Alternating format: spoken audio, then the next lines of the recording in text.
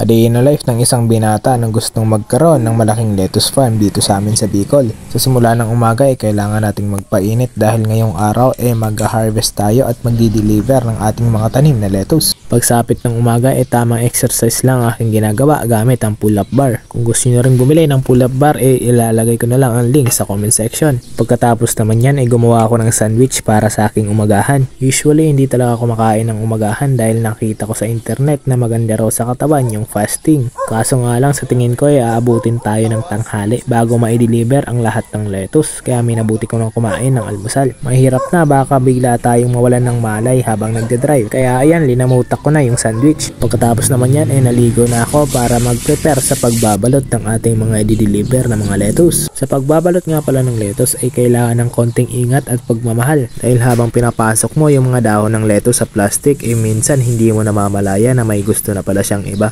Buli ni ina niya iba naman baga to. Balik sa paghahanda ng ating mga i-deliver na mga lettuce around Ocampo at Pili area ang ating i-deliver. At salamat sa Diyos dahil so far ito na ata ang pinakamaraming orders na ating natanggap. Kaya naman nagpatulong na ako sa aking kapatid para ma-deliver ang mga lettuce na ito. At pagkatapos may deliver ang ibang orders hinatid ko na ang aking kapatid sa kanyang eskwelahan dahil sabi niya may long quiz pa raw sila. Kaya ayan solo plate na naman tayo.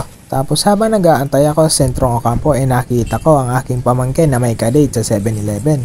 Bye! Joke lang. Tapos habang nag-aantay nakaramdam nga tayo ng gutom at bumili tayo ng pagkain sa may bakery. Di ko alam kung anong tawag sa tinapay na to pero promise sobrang sarap. Anong palaman ganito? At after ng pagkain ko yan sa wakas naubos ko rin na na-deliver ang ating mga orders.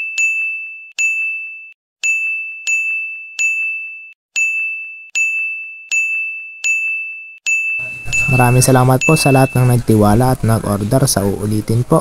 Sa mga gusto naman po mag-order may konti pa po. PM na lang po sa ating page na Boy Hadaw. Yun lamang po. Mama chup chup.